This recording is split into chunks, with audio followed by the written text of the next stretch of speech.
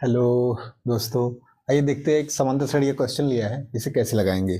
इस क्वेश्चन में कह रहा है कि इस श्रेणी का सातवां पद ज्ञात कीजिए।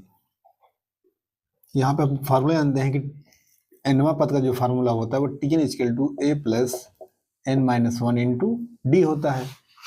तो यहाँ पे n क्या है, जो सातवां पद है वो n की वैल्यू दे रखा है।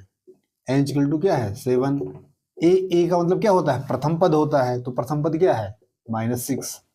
और जो ये डी की हमें निकालना है, तो डी क्या होता है, दूसरा पद माइनस पहला पद। तो डी होता है दूसरा पद माइनस पहला पद। दूसरा पद कितना है 4 और पहला पद कितना है -6।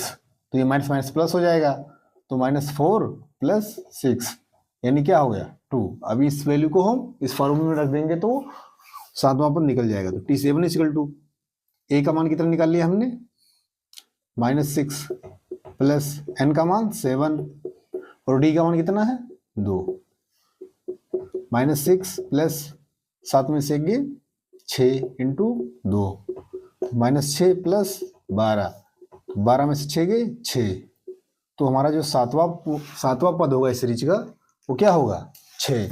ओके, थैंक यू दोस्तों।